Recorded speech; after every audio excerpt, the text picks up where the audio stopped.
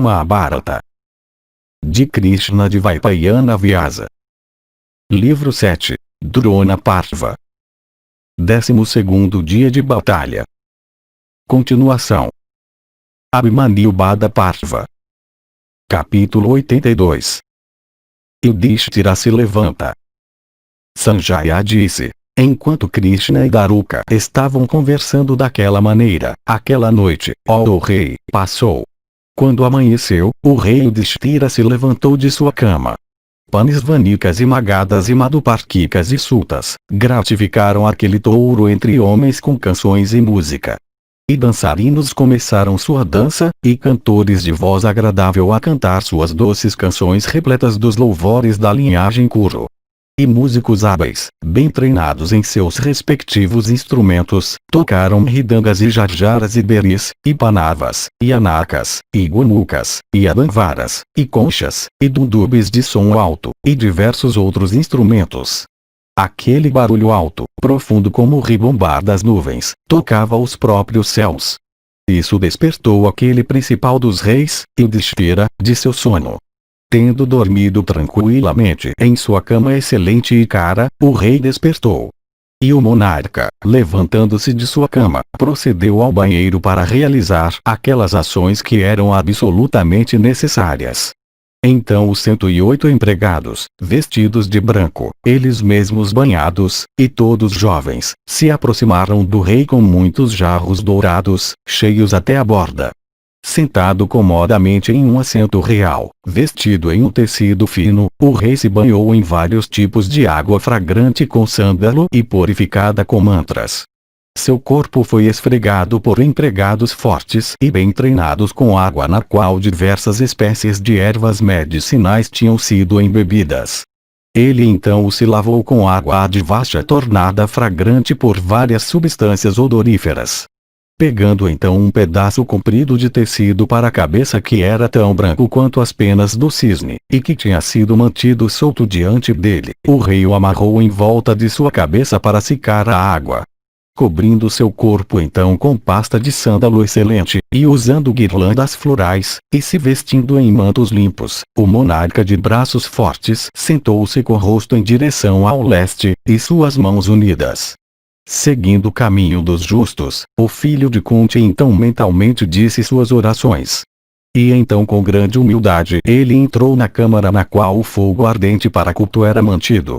E tendo reverenciado o fogo com feixes de madeira sagrada e com libações de manteiga clarificada santificada com mantras, ele saiu do aposento.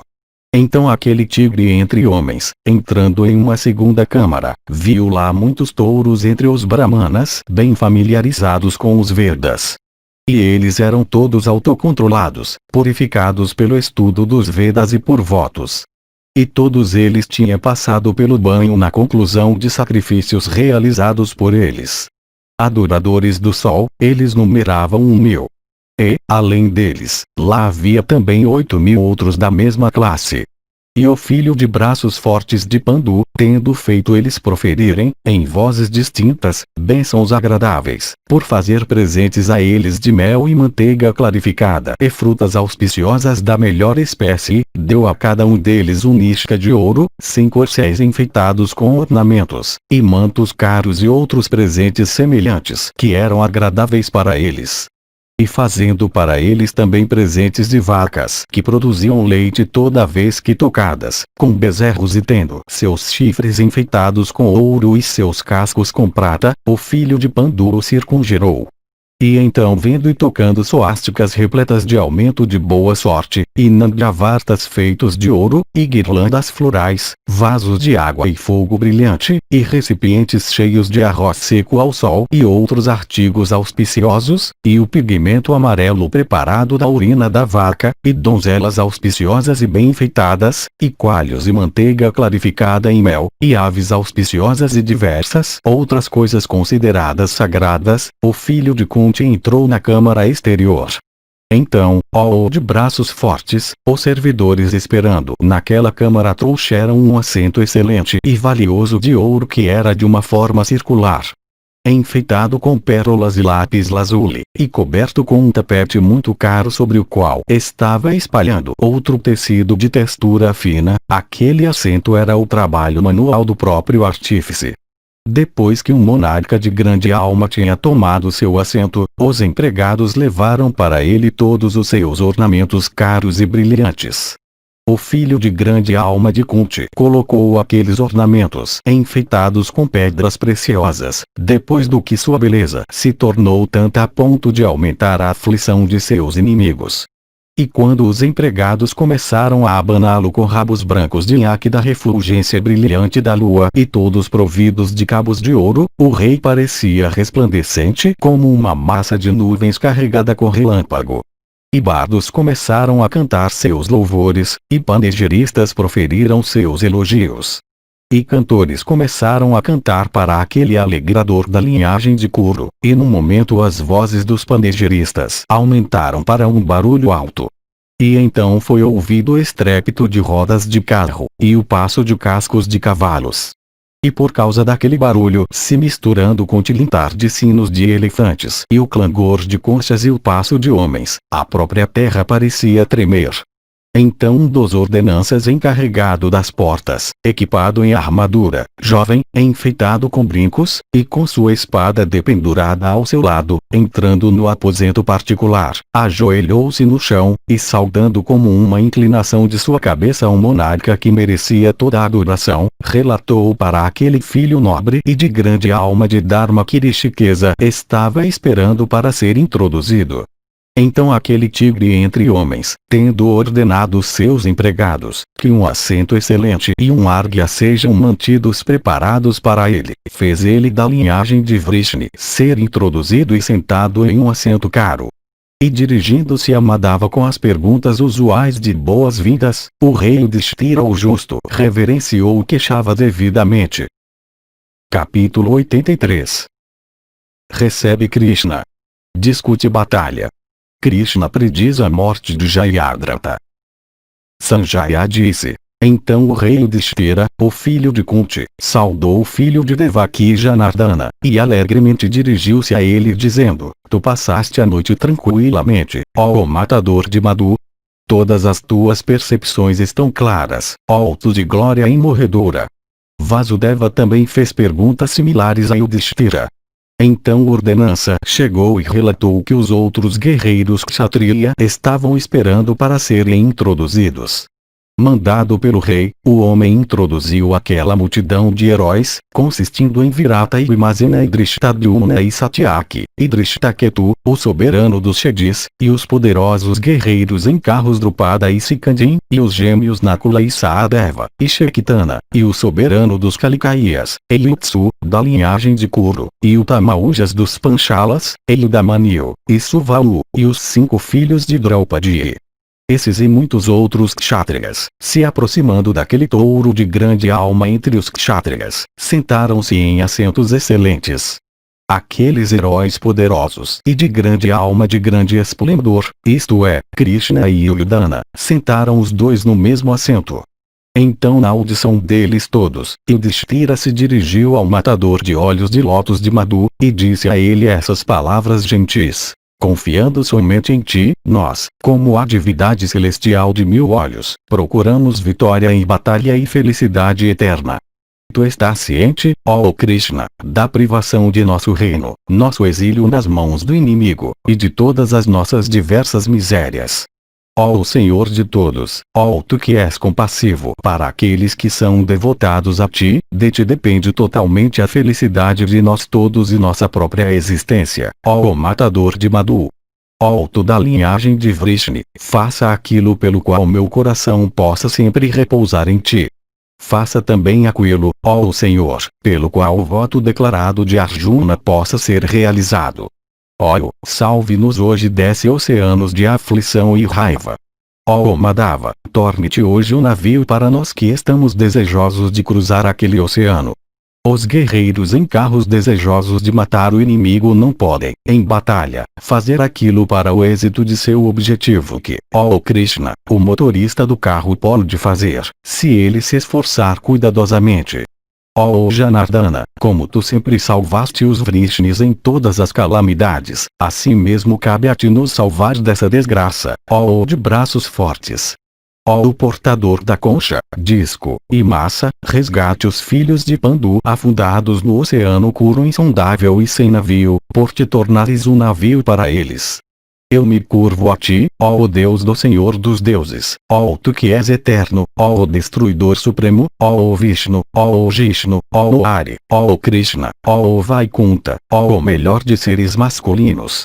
Narada te descreveu como aquele antigo e melhor dos rishis chamado Narayana que dá benefícios, que porta o arco Saranga, e que é o mais notável de todos. Ó Madhava, faça verdadeiras aquelas palavras. Assim endereçado no meio daquela assembleia pelo rei Yudhishthira o justo, Keshava, aquele principal dos oradores, respondeu para Yudhishthira em uma voz profunda como aquela de nuvens carregadas com chuva, dizendo, em todos os mundos, incluindo aquele dos celestiais, não há nenhum arqueiro igual a Dhananjaya, o filho de Pritha. Possuidor de grande energia, educado em armas, de grande destreza e grande força, célebre em batalha, sempre colérico, e de energia formidável, Arjuna é o mais notável dos homens. Jovem em idade, de pescoço de touro, e de braços longos, ele é dotado de força magnífica. Caminhando como um leão ou um touro, e muito belo ele matará todos os teus inimigos. Como relação a mim mesmo, eu farei aquilo pelo qual Arjuna, o filho de Kunti, possa ser capaz de consumir as tropas do filho de Dhritarashtra como uma conflagração que se expande.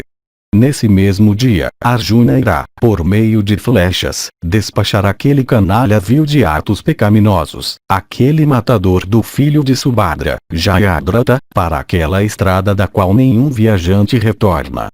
Hoje urubus e falcões e chacais furiosos e outras criaturas carnívoras se alimentarão de sua carne. Ó Yudhishthira, mesmo se todos os deuses com Indra se tornarem seus protetores hoje, Jayadratha ainda irá, posto no centro da batalha, se dirigir para a capital de Yama. Tendo matado o soberano dos Sindhus, Jishnu virá-te à noite.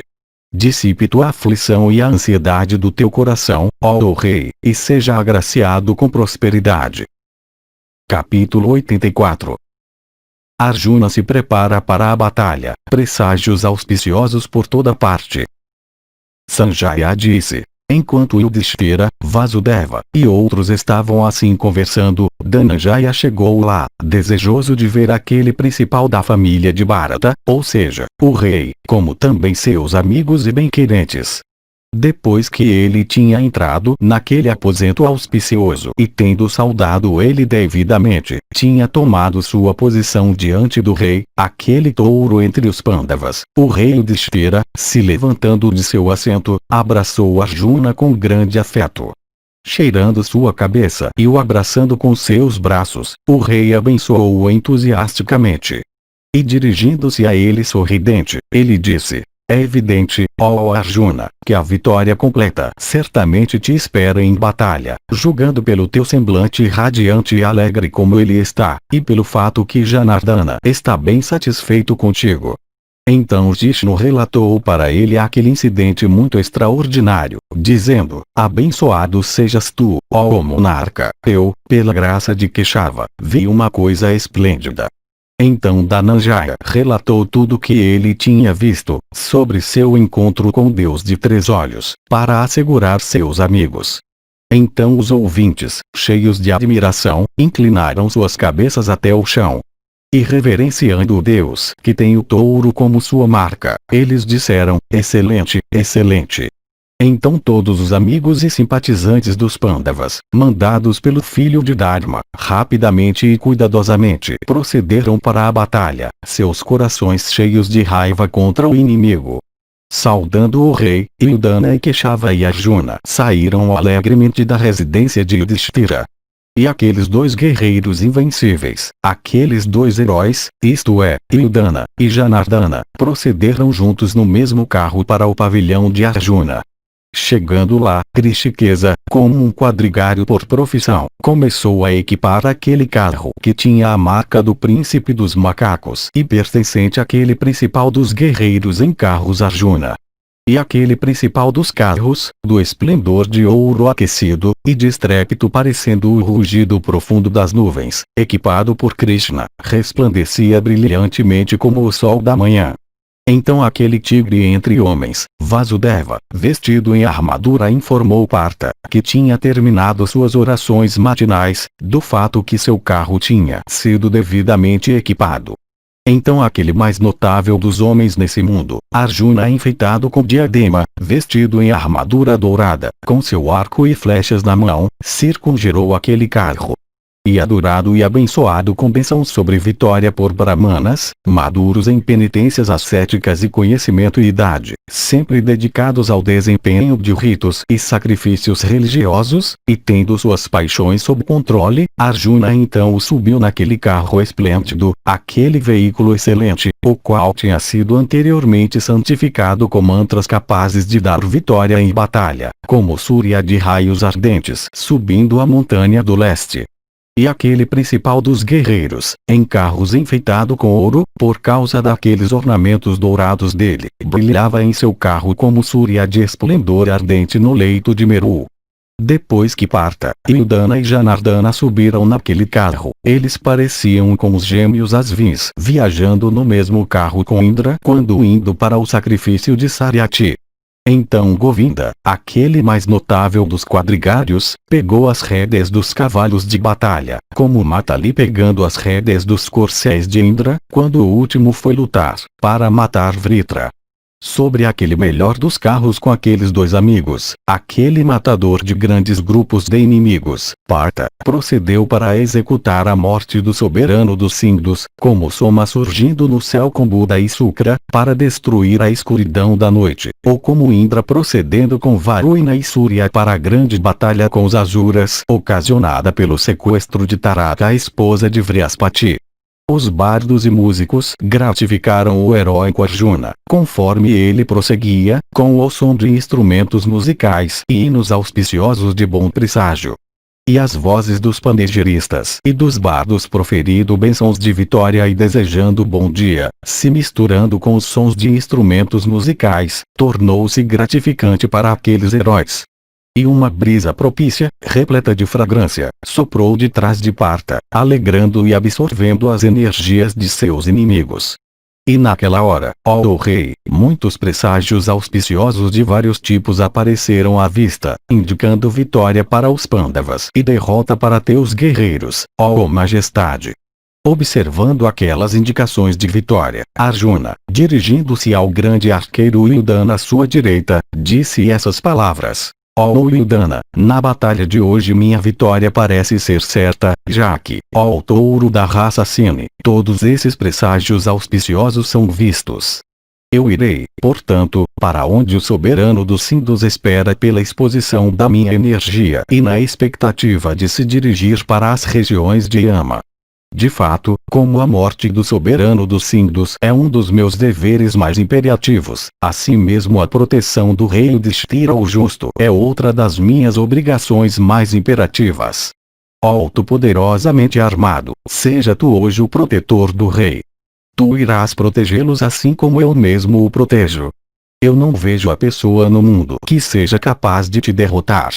Tu és, em batalha, igual ao próprio Vasudeva. O próprio chefe dos celestiais é incapaz de te vencer. Colocando esse encargo sobre ti, ou sobre aquele poderoso guerreiro em carro Pradyumna, eu posso, ó touro entre homens, sem ansiedade matar o soberano dos Sindhus. Ó tu da linhagem de Satvata, nenhuma ansiedade precisa ser nutrida por minha causa. Com todo o teu coração tu deves proteger o rei. Lá onde Vasudeva de braços fortes está, e onde eu mesmo estou, sem dúvida, o menor perigo para ele ou para mim nunca pode acontecer. Assim endereçado por Partha, Satyaki, aquele matador de heróis hostis, respondeu dizendo, assim seja. E então o último procedeu para o local onde o rei Yudhishthira estava. Jayadratha Parva. Capítulo 85. Dhritarashtra reflete como a situação se desenvolveu, pergunta a respeito da batalha do dia seguinte. Jayadratha Parva. Dhritarashtra disse: Depois da morte de Abhimanyu, quando chegou o dia seguinte, o que os Pandavas, atormentados pela dor e tristeza, fizeram? Quem entre meus guerreiros lutou com eles? Conhecendo, como eles conheciam, as realizações de Savyasashin, diga-me, como os Kauravas puderam, tendo cometido tal crime, permanecer destemidos? Como eles puderam em batalha se arriscar até a olhar para aquele tigre entre homens Arjuna, quando ele avançou como a própria morte, todo destrutiva em fúria, queimando com aflição por conta da morte de seu filho? Vendo aquele guerreiro tendo o príncipe dos macacos em seu estandarte, aquele herói aflito por causa da morte de seu filho vibrando seu arco gigantesco em batalha, o que meus guerreiros fizeram? O que, ó Sanjaya, aconteceu a Duryodhana? Uma grande tristeza nos dominou hoje. Eu não ouço mais os sons de alegria. Aqueles sons encantadores, muito agradáveis para os ouvidos, que eram antigamente ouvidos na residência do rei Simbu, pai, aqueles sons não são mais ouvidos hoje. Pai, no acampamento de meus filhos, os sons de inúmeros bardos e panegiristas cantando seus louvores, e de danças não são mais ouvidos. Antigamente, tais sons costumavam atingir meus ouvidos incessantemente. Pai, como eles estão mergulhados em tristeza, eu não ouço mais aqueles sons proferidos em seu acampamento. Antigamente, ó Sanjaya, enquanto sentado na residência de Somadatta, que era devotado à verdade, eu costumava ouvir tais sons encantadores. Pai, quão desprovido de mérito religioso eu sou, pois eu percebo que a residência de meus filhos hoje está ecoando com sons de pesar e lamentações e desprovida de todo o barulho indicando vida e energia. Nas casas de Vivinsati, Durmuka, Chitrasena, Vikarna e outros filhos meus, eu não ouço os sons que eu costumava ouvir antigamente. Aquele arqueiro formidável, isto é, o filho de Drona, que era o refúgio de meus filhos, a ele Brahmanas e Kshatriyas e Vaisyas, e um grande número de discípulos costumavam servir, que tinha prazer dia e noite em discussões controversas, em conversas, em palestras, na música agitada de diversos instrumentos, e em vários tipos de canções encantadoras, que era adorado por muitas pessoas entre os Kurus, os Pandavas, e os Satvatas. Pai, ó Sulta, na residência daquele filho de Drona nenhum som pode ser ouvido como antigamente. Cantores e dançarinos costumavam, em um grande número, atender cuidadosamente aquele arqueiro poderoso, o filho de Drona. Pai, seus sons não podem mais ser ouvidos em sua residência. Aquele barulho alto o qual se erguia no acampamento de Vindhyanovinda toda noite, pai, aquele barulho não é mais ouvido lá. Nem no campo dos Kaikeias aquele som alto de canções e batida de palmas podem ser ouvidos hoje, os quais seus soldados, envolvidos em dança e festança, costumavam fazer. Aqueles sacerdotes competentes na realização de sacrifícios que costumavam servir o filho de Somadatta, aquele refúgio de ritos escriturais, pai, seus sons não podem mais ser ouvidos. A vibração da corda de arco, os sons de recitação védica, o zunido de lanças e espadas, e estrépito de rodas de carro, costumavam ser ouvidos incessantemente na residência de Drona. Pai, aqueles sons não podem mais ser ouvidos lá. Aquele volume de canções de diversos reinos, aquele barulho alto de instrumentos musicais, os quais costumavam se elevar lá, pai, eles não podem mais ser ouvidos hoje. Quando Janardana de glória imorredoura veio de Upaplavya, desejoso de paz, por compaixão por todas as criaturas, eu então, ó Sulta, disse para o perverso Duryodhana, obtendo Vasudeva como os meios, faça as pazes com os Pandavas, ó filho. Eu penso que chegou a hora de fazer as pazes. Ó Duryodhana, não desobedeça a minha ordem. Se tu colocares Vasudeva de lado, que agora te pede pela paz e se dirige a ti para o meu bem, tu nunca terás vitória em batalha. Duryodhana, no entanto, deixou de lado ele da linhagem de Dasara, aquele touro entre todos os arqueiros, que então falava o que era para o bem de Duryodhana. Por isto, ele adotou o que era calamitoso para si mesmo. Apanhado pela própria morte, aquele meu filho de alma pecaminosa, rejeitando meus conselhos, seguiu aqueles de Dussasana e Karna. Eu mesmo não aprovei o jogo de dados. Vidura não o aprovou. Nem soberano dos Sindhus, nem Bhishma, nem Salya, nem Burisravas, nem Purumitra, nem Jaya, nem Asvatthama, nem Kripa, nem Drona, ó Sanjaya. Se meu filho tivesse se comportado segundo os conselhos destas pessoas, ele teria então, com seus parentes e amigos, vivido para sempre em felicidade e paz.